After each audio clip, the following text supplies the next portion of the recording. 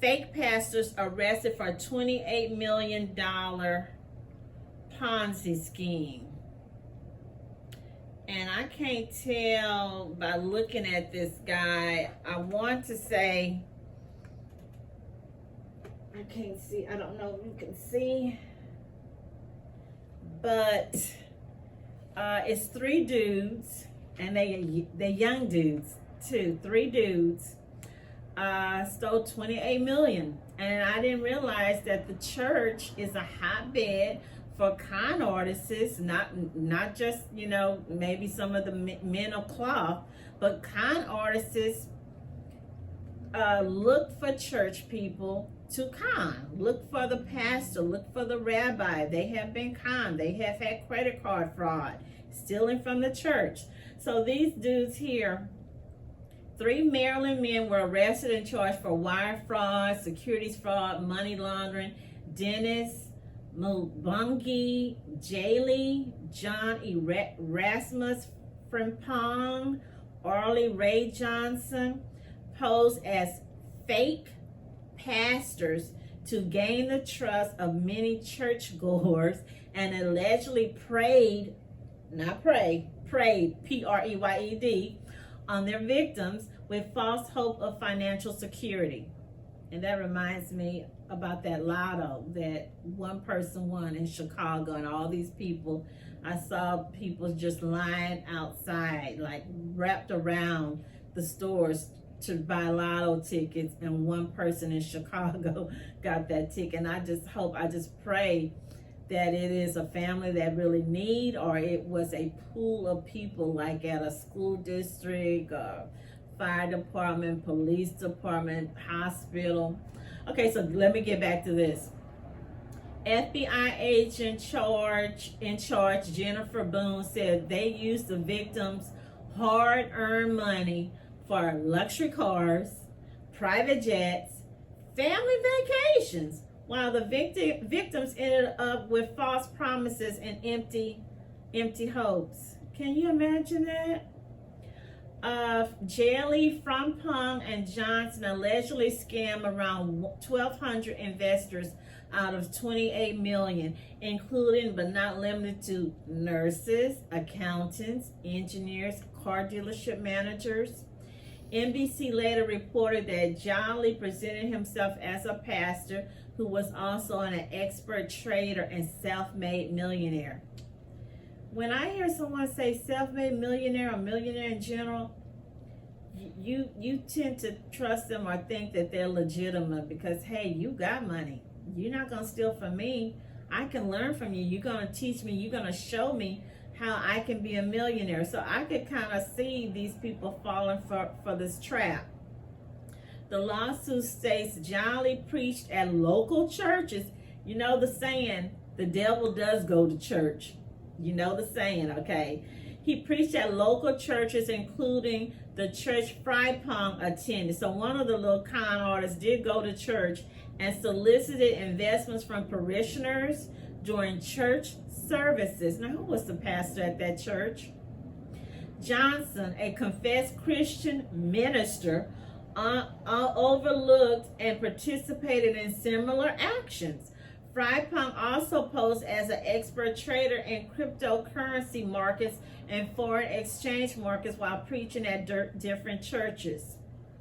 And you got to be careful of that cryptocurrency. You don't know what you're doing, don't mess with it. According to the indictment, the 3 men operated as fake pastors under Jolly's company, the Smart Partners LLC, or First Million. It also stated that the accused told prospective investors that First Million work was in the further of God's mission, as it helped churches and their members achieve personal wealth and financial freedom. Each faces up to 10 years, 3 counts of money laundering, and they collectively face up to a maximum of 20 years in federal prison. I don't think that's enough. I'm just sorry. I don't think that's enough for these little hoodlums. You know, they basically hoodlums. Okay, some more criminals. This is a family. They're also some missionaries. Fed sees millions, like I told y'all, in PPP loan funds from a Florida ministry. 2 grown kids. Their mission is called ASLAN, ASLAN International Ministry. A strange tale of paycheck protection program loan funds that federal authorities say were fraudulently obtained, a series of bank transfers among several institutions, name changes, false tax documents, a multi-million-dollar home purchase, and a routine traffic stop that resulted in the discovery of incriminating, okay, never mind, a routine traffic stop that resulted in a discovery of fake documents as part of a federal investigation.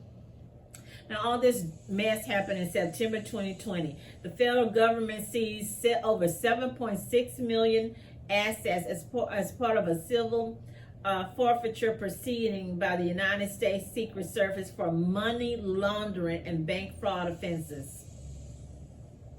These are supposed to be men and women of God. Men and women of God, ministries. Not ministers, what do you call these people? Missionaries. I tell you, another 868,250,000 was seized from a title company as part of a fraudulent property purchase in Florida. A verified complaint filed in December 2020 explained the case facts. A witness identified as MB, I guess that's his little fake, name. Okay. In court documents, changed their last name from Haringa, Heringa, after being banned from Turkey. These people were banned in Turkey. And in 2005, apparently Dr. Evan Edwards began the Aslan ministry in Ohio. Okay, MB met Edwards, then Haringa, in the late 80s in Turkey while MB was in the military and Edwards was doing missionary work. You gotta be careful of these so-called missionaries, y'all.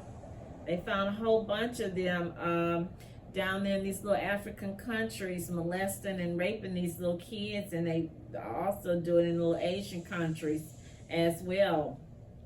Okay, so the bank approved for even a larger amount, requested $8,417,200. So these people are some straight up hoodlums. I don't know how much they're gonna give them, but they started off in Turkey, went to Ohio, and then came to Florida with all this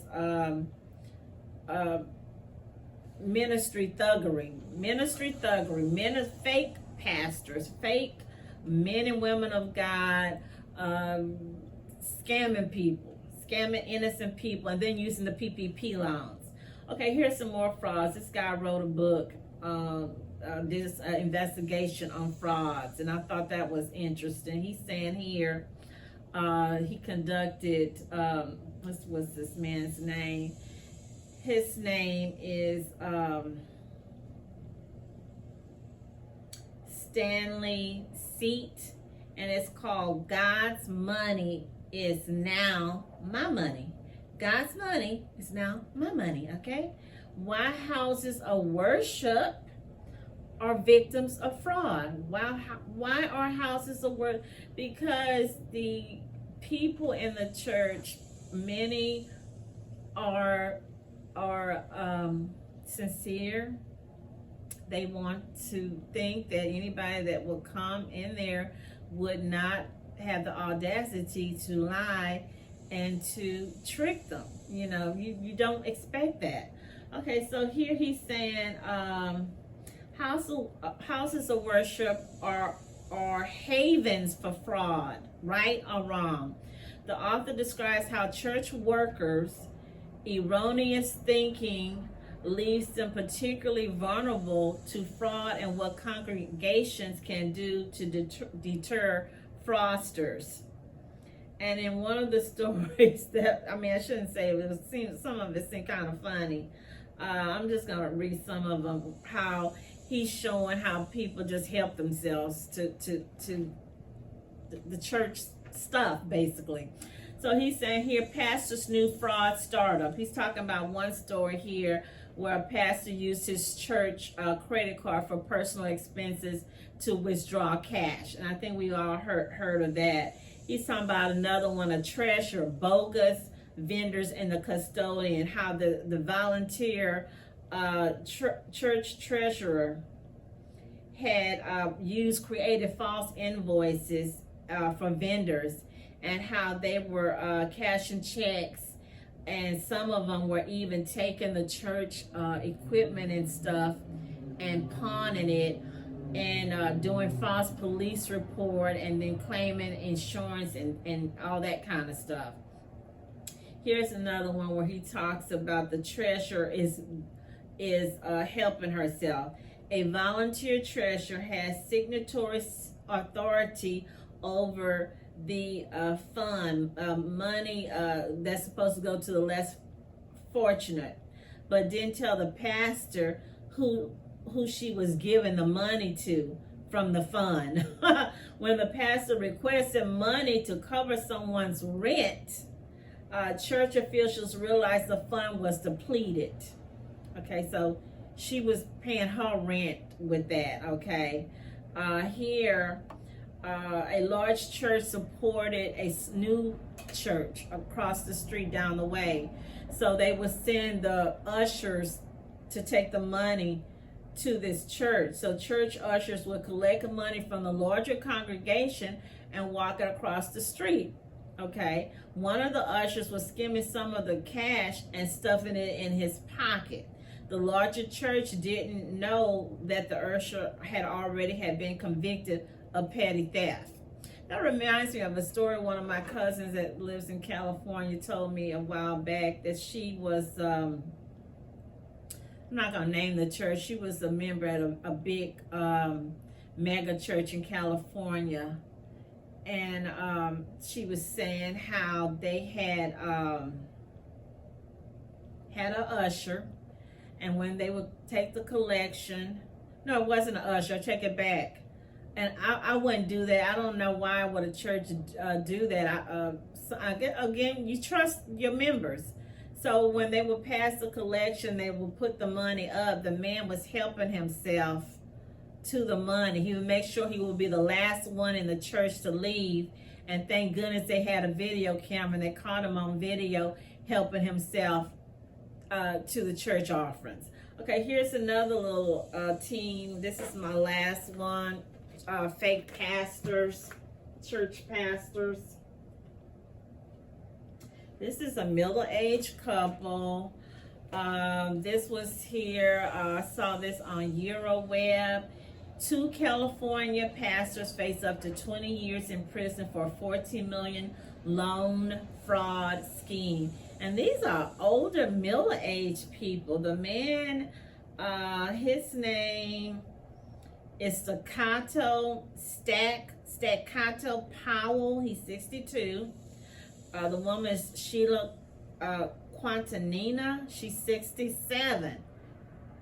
You 60? You ought to know better. When you get, to me, you're accountable once you're in your 20s.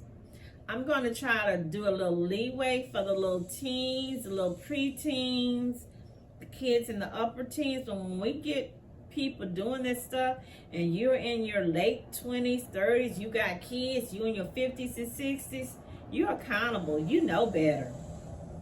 So these people were leaders of the African Methodist Episcopal Zion Church, AME Zion. They were arrested and indicted on wire fraud and conspiracy in Los Angeles. I thought they had said the woman was from Florida. The dude is accused of securing loans under false pretenses and using the funds for personal expenses.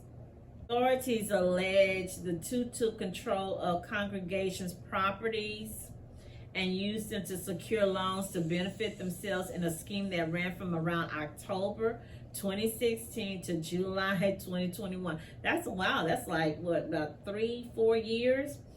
According to the indictment, which was filed January the 6th, unsealed Tuesday, court documents describe the conspiracy as a campaign of pressure and misinformation targeting pastors who serve at the pleasure of power. The scheme reportedly unraveled in 2019 when the loans on the churches began to default. By mid-2020, all of the hard money loans were in default, and WED Inc. filed for Chapter 11 bankruptcy protection. The Reverend Lamor Smith, the pastor, we are grateful to the Federal Bureau of Investigation for bringing this case forward. We are grateful that somebody heard our cry and started moving on that, and we are grateful for those in the community who knew and supported us. I think I done heard enough, read enough, and I am disappointed, upset, confused. I'm not saying I didn't read all that to say or try to allege or assume that Bishop Lamor in Brooklyn he might be a fake pastor. You know, it's nothing wrong, because I remember my mom used to follow Reverend Ike, who was one of those prosperity pastors, and he was from New York. I'm from the movement is, what would Jesus do? What kind of car would Jesus wear? Would Jesus wear a $20,000 gold chain? I don't think so. Would Jesus have a white Mercedes or a Benz or a Hummer? I don't think so. Would Jesus be buying his kids, multi-million-dollar mansions and having his wife iced down and Chanel and all that? He didn't have a wife, but I don't think so. So I think people need to, you don't want to be suspicious of someone that your pastor bring in, or someone that you're a friend of the church bring in, because some of these people are helping the church, are helping people get their money together, helping them invest in real estate, helping them to send their kids. There are some good, honest people, but after seeing all this, reading some of these things, I never heard. It is really scary. So again, leave me your comments. You know any stories? What do you think really happened with the bishop? What do you think he knows the guys? Have you heard of any of these stories? Do you know any people personally that's stealing from the church, or any pastors, or I've got a whole bunch of stories about that. I'll take that up another time. So again, I want to thank you for joining me at What Else? Maria Loves to Talk. Stay healthy, happy, and blessed. Thanks.